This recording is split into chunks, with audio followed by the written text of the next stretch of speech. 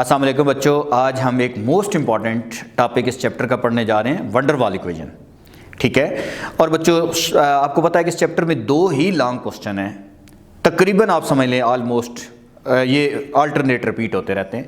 एक है wonder Waals equation और एक है डाल्टन ऑफ पार्शियल प्रेशर, और एक आज के लेक्चर में आप पढ़ेंगे और एक आप नेक्स्ट लेक्चर के अंदर पढ़ेंगे। तो बच्चों ये आप लॉन्ग क्वेश्चन अच्छे तरीके से तैयार करें, ये इनके अंदर आपको बोर्ड में ज़रूर फ़ायदा होगा। तो बच्चों हम इस टॉपिक की तरफ जाते हैं, derive van der Waals equation for real gases. आपको पता है लास्ट टाइम आपको बताया था रियल गैसेस को नॉन आइडियल गैसेस भी कहते हैं।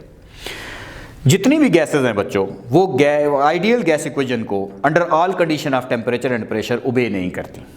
इसलिए हम इसमें वर्डिंग में अगर हम पहले लिखें तो ये लिख सकते हैं बच्चों कि real gases do not obey real gases do not obey ideal gas equation, therefore wonder वाल ड्राइव वंडर वाल इक्वेशन।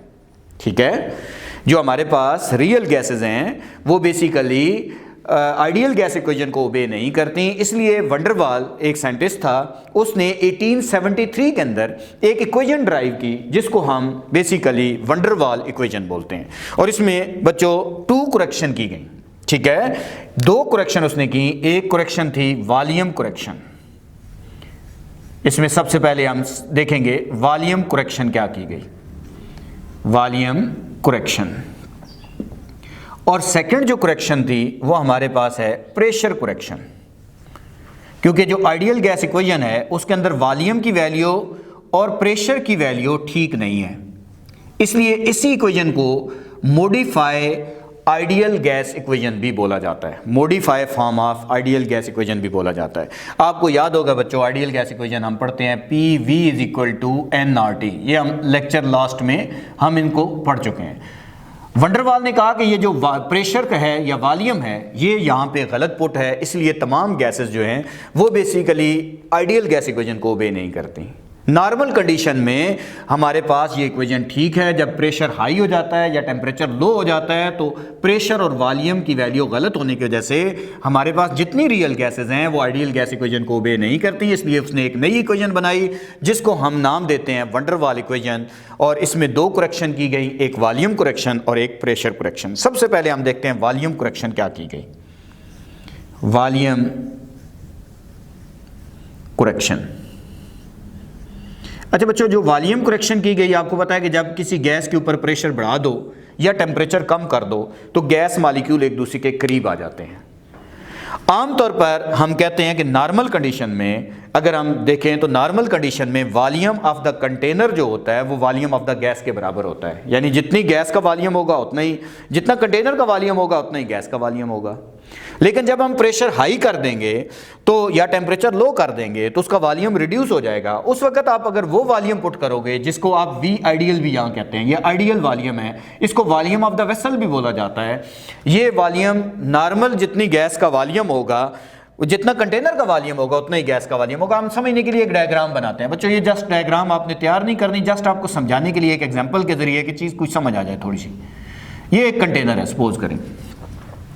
अब इस कंटेनर का वॉल्यूम सपोज करें, ये ऊपर मूवेबल पिस्टन लगा हुआ है, इसके ऊपर मूवेबल पिस्टन लगा हुआ है, जितना भी कंटेनर का वॉल्यूम है इतना ही गैस का वॉल्यूम है। आपने ज़्यादा से ज़्यादा कोशिश करनी है बच्चों ये टॉपिक समझ आ जाए। अगर आप समझने की कोशिश करेंगे तो आपको किताब की एक एक लाइन समझ आना शुरू हो जाएगी। वेसल, वी वेसल बोल रहा हूं बच्चों, वॉल्यूम ऑफ द कंटेनर, इसको वॉल्यूम ऑफ द गैस भी कहा जाता है। नॉर्मल कंडीशन में जो गैस का वॉल्यूम आइडियल गैस इक्वेशन में पुट है वो वॉल्यूम ऑफ द कंटेनर, ये वाला वॉल्यूम पुट है। जब हम इसके ऊपर प्रेशर बढ़ा देंगे, इस गैस पे प्रेशर बढ़ा देंगे तो लाजमी बात है प्रेशर बढ़ाने से इसका वॉल्यूम जो है, इसका पिस्टन नीचे की तरफ मूव कर जाएगा। सपोज करते हैं कि हम उसके ऊपर प्रेशर बढ़ाते हैं, हाई प्रेशर कर देते हैं, तो इसका वॉल्यूम ये हो जाता है। तो इस वक्त ये जो वॉल्यूम है ये हमारे पास हाई प्रेशर पे ये वॉल्यूम है गैस का, जबकि नॉर्मल कंडीशन में कंटेनर का वॉल्यूम और गैस का वॉल्यूम बराबर है। तो इसलिए अगर मैं हाई प्रेशर पे भी ये वॉल्यूम पुट कर दूंगा गैस का तो मेरा जो आइडियल गैस इक्वेशन है वो जो गैस है वो उसको ओबे नहीं करेगी फिर। इसलिए हाई प्रेशर पे मुझे ये वॉल्यूम ऑफ द वेसल नहीं पुट करना चाहिए, बल्कि ये वॉल्यूम पुट करना चाहिए। मैं आपको समझाने के लिए इसको वॉल्यूम को बोल देता हूं बच्चों वी फ्री। वी फ्री क्या चीज़ है? Volume available to gas molecule under high pressure. ठीक है, यहां मैं इसको लिख देता हूं कि वी फ्री जो है वो basically volume available to gas molecule, volume available to gas molecule under high pressure है जी। अब इसमें से जो हाई प्रेशर किया तो लाजिम बात है गैस के ऊपर जब प्रेशर बढ़ाओगे, जब हमने इस गैस पे प्रेशर बढ़ा दिया तो इसका वॉल्यूम तो कम हो गया। इसका वॉल्यूम तो ये है, volume available to gas molecule ये है, तो ये वॉल्यूम माइनस हो गया, इसको मैं बी कह देता हूँ। बी क्या चीज़ है बच्चों, वेयर बी क्या चीज़ है, मैं बी के बारे में लिखता हूँ। बी जो है वो affective volume for 1 mole of A gas है, या एक्सक्लूडेड माइनस होने वाला वॉल्यूम। तो मैं इसको लिखने लगा हूँ एक्सक्लूडेड और affective volume for 1 mole of A gas, affective volume for 1 mole of gas. तो मैं आपसे कहता हूं बच्चों, मुझे हाई प्रेशर पे फिर वॉल्यूम कौन सा पुट करना चाहिए, तो मुझे हाई प्रेशर पे जो वॉल्यूम पुट करना चाहिए वी फ्री, जो ये अवेलेबल वॉल्यूम है, ये किस चीज़ की इक्वल होगा। अगर इस वी फ्री को मैंने निकालना है तो वेसल में से अगर मैं बी माइनस कर दूं, इस वेसल में से ये बी माइनस कर दूं, जिसको हमारी बुक वी मॉलिक्यूल भी लिखती है, जिसको हमारी बुक बी को वी मॉलिक्यूल भी लिखती है, अगर वी वेसल में से बी को माइनस कर दूं तो ये वॉल्यूम मेरे पास आ जाएगा। तो मुझे हाई प्रेशर पे ये वॉल्यूम पुट करना चाहिए, V free is equal to volume available to gas molecule is equal to V vessel minus क्या कर दूं बी। याद रखें बच्चों, बी को एक्सक्लूडेड वॉल्यूम भी कहते हैं, और बी को हमारी बुक जो फेडरल की किताब है वो ये भी लिख रही है वी मॉलिक्यूल्स, ये भी लिख रही है।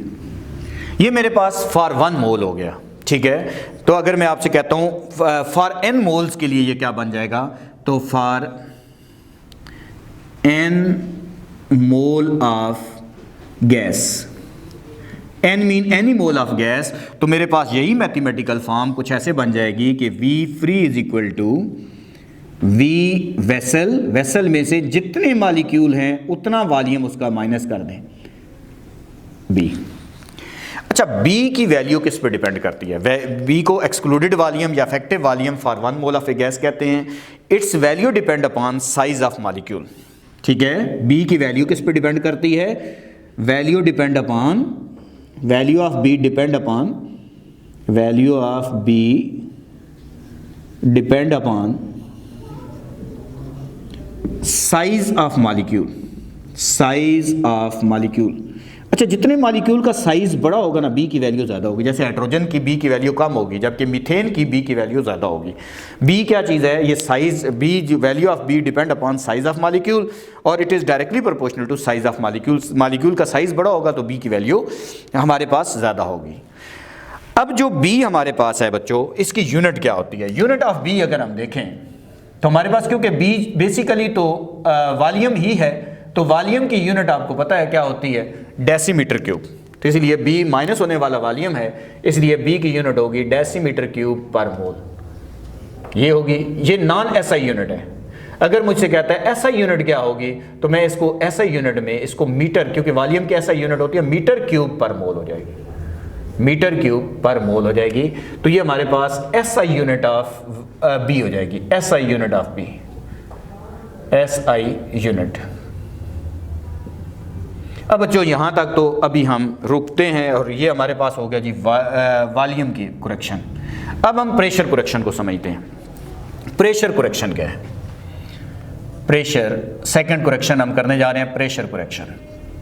प्रेशर में क्या चीज़ गलत पुट की जाती है जो हाई प्रेशर पे या लो टेम्परेचर पे गलत है। प्रेशर कुरेक्शन सेकंड हमारे पास कुरेक्शन जो है, आपको पता है कि जो आइडियल गैस इक्वेशन में ये प्रेशर है, यहाँ पे आपने कहा हुआ है there is no force of attraction among the gas molecule, क्योंकि हमने काइनेटिक मॉलिक्यूलर थ्योरी पढ़े हैं। काइनेटिक मॉलिक्यूलर थ्योरी के पोस्टुलेट से हमने Boyle's law, Charles law, Avogadro's law Punjab text book में हम ड्राइव करते हैं। वो लॉ जब काइनेटिक मॉलिक्यूलर थ्योरी से ड्राइव हैं तो उनसे आपको पता है कि Boyle's law, Charles law, Avogadro's derive हैं। एवोगैड्रो लॉ से या बॉयज़ लॉ या चार्ल्स लॉ से आइडियल गैस इक्वेशन ड्राइव है। तो लाजमी बात है अगर उसके पोस्टुलेट हैं कि there is no force of attraction among the gas gas molecule या actual volume of the gas molecule is negligible as compared to total volume of the gas।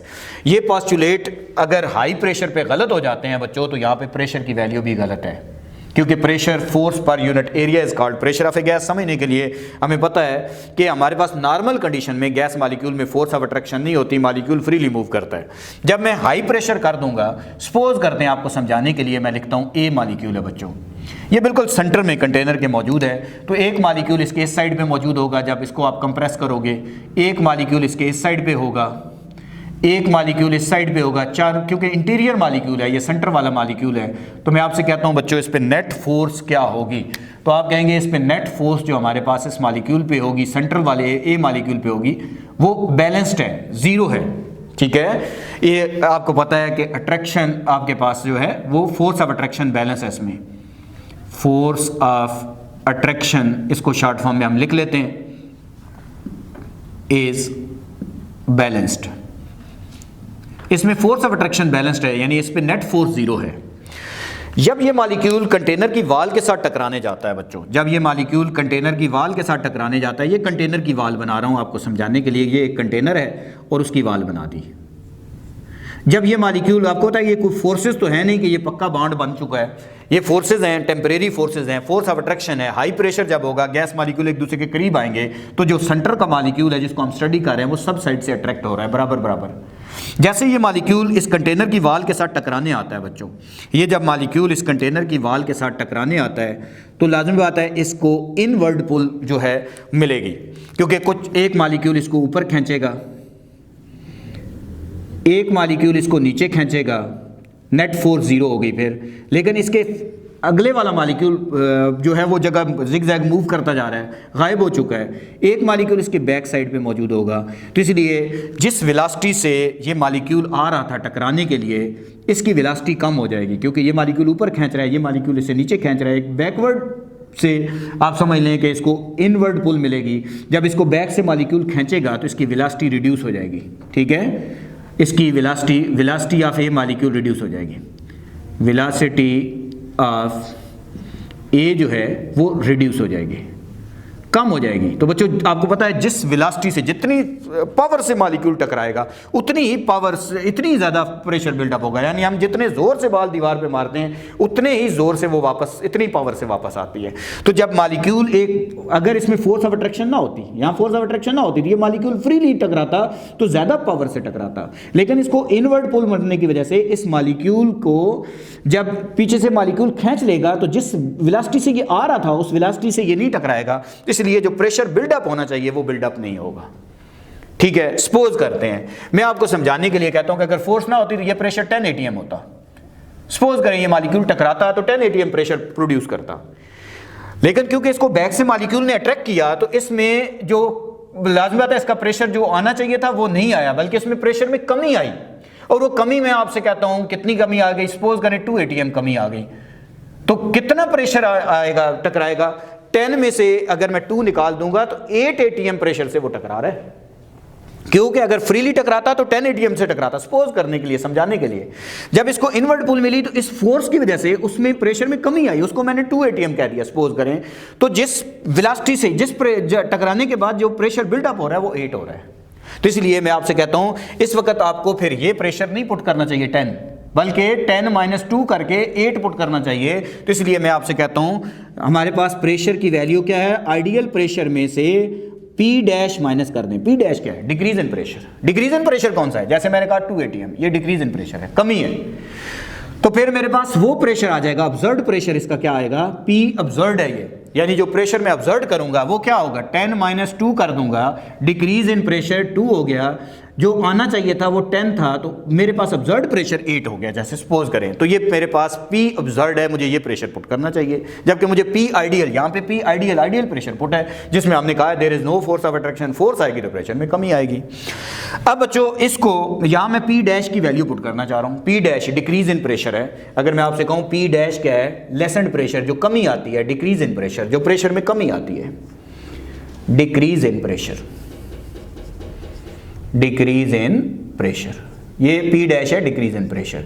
और ये किस चीज के डायरेक्टली प्रोपोर्शनल है। अच्छा बच्चों, जितना A और B में फोर्स बढ़ेगी ना, जितनी फोर्स बढ़ेगी इतना ये पी डैश प्रेशर में इतनी ज़्यादा कमी होती जाएगी। क्यों कि ये मॉलिक्यूल जब इसको खींचेगा तो जितना पावर से इसको खींच लेगा ऐसे करके, इतनी कम वेलोसिटी से वो टकराएगा। तो इसलिए मैं आपसे कहता हूं P dash decrease in pressure किस चीज के डायरेक्टली प्रोपोर्शनल होता है? आप कहते हैं force of attraction of A molecule and force of attraction of B molecule.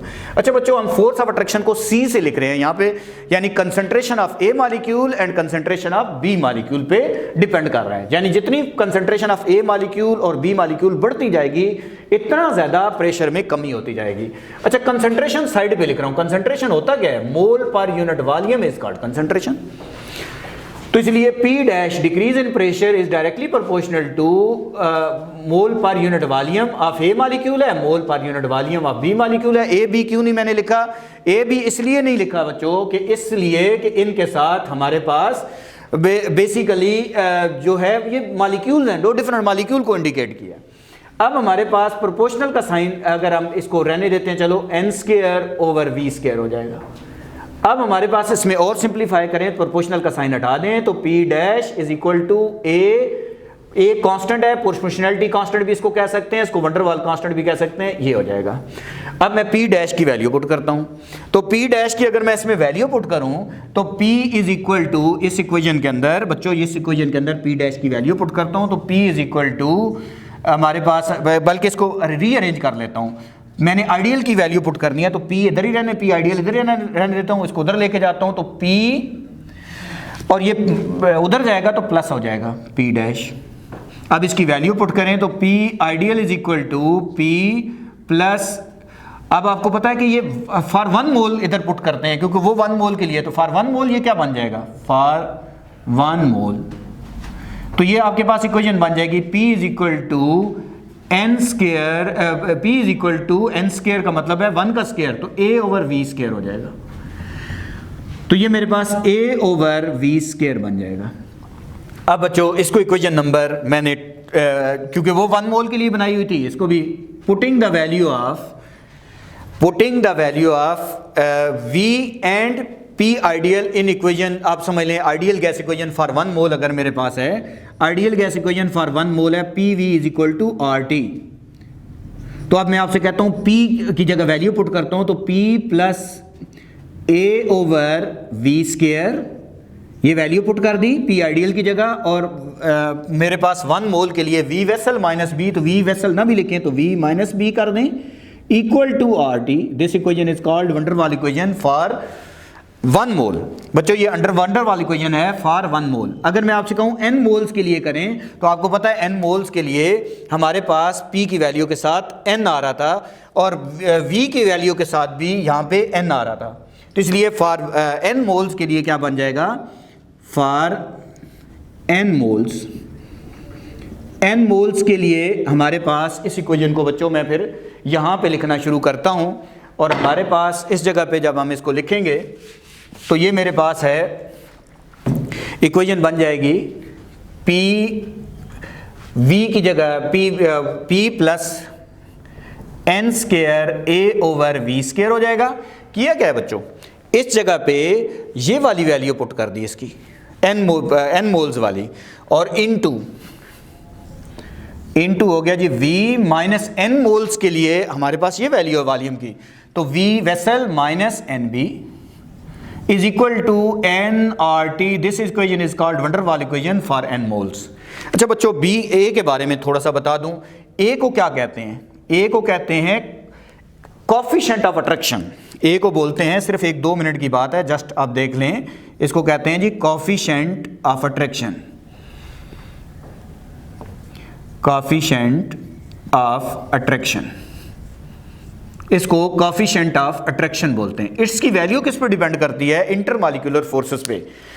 अगर पोलर गैस होगी तो A की वैल्यू ज्यादा होगी, अगर नॉन पोलर गैस होगी तो A की वैल्यू कम होगी। जो पोलर गैस होती है, बाज़ दफ़ा मल्टीपल चॉइस आते हैं बच्चों कि जिसका A जितना बड़ा होता है उस गैस को लिक्विड में कन्वर्ट करना इतना आसान होता है। स्मॉल A की बात कर रहा हूँ, टाइम थोड़ा है इसलिए बच्चों मैं और बात भी इस पे कर सकता हूँ, एंट्री में बड़े क्वेश्चन आते हैं, लेकिन अब हम इसको यहीं पे ये इसको क्लोज करते हैं कि इसकी यूनिट वगैरह बता दें। ए को कहते हैं कोफिशिएंट ऑफ अट्रैक्शन, या इसको हम ये नाम भी दे सकते हैं वंडर वाल कांस्टेंट। इसकी यूनिट क्या होगी? तो बच्चों इसकी यूनिट आप ड्राइव भी कर सकते हो, 1 मिनट की बात है, यूनिट ऑफ ए अगर मैं आपसे कहूँ क्या होगी, तो इसकी आप ए की यूनिट निकाल सकते हो। ए की यूनिट इस वैल्यू से निकालो ज़रा, ये वाली वैल्यू जो आपके पास है इसके लिए, इससे हम ए की यूनिट निकालते हैं। तो मेरे पास क्या वैल्यू है जी, P dash is equal to n square a over v square. मैंने ए निकालना है तो a is equal to P dash v square over n square हो जाएगा। अब हम इसमें बच्चों वैल्यू पुट करते हैं। अगर मैं इसमें वैल्यू पुट कर दूं तो मेरे पास A इज इक्वल टू बन जाएगा P की जगह, प्रेशर की जगह ATM, वॉल्यूम की जगह पुट हो जाएगा जी डेसीमीटर क्यूब, उसका क्यूब स्क्वायर, और नीचे N की जगह मोल का स्क्वायर, मोल का स्क्वायर। तो ये सॉल्व करेंगे, ATM डेसीमीटर पावर 6 पर मोल स्क्वायर। बाज़ दफ़ा बच्चों ऐसा यूनिट वो पूछ लेता है, कहता है ऐसा यूनिट बताओ। तो चलो 1 मिनट में इसी के अंदर इसको भी ऐसा यूनिट ऑफ ए, ऐसा यूनिट ऑफ ए हम लिखते हैं। तो अब इसी में ए की ऐसा यूनिट निकालनी पड़ जाए तो a is equal to ATM की जगह ऐसा यूनिट प्रेशर की होती है न्यूटन पर मीटर स्क्वायर, वॉल्यूम की यूनिट होती है मीटर क्यूब ऐसा यूनिट, और इधर आ जाएगा मोल का स्क्वायर। जब इसको सॉल्व करोगे तो A इज इक्वल टू, आपको पता है इसकी 6 पावर है, उसकी -2 है, तो मेरे पास न्यूटन मीटर की पावर +4 मोल की पावर -2 हो जाएगी। ये ऐसा यूनिट ऑफ ए हो गई। उम्मीद है बच्चों आज का लेक्चर आपको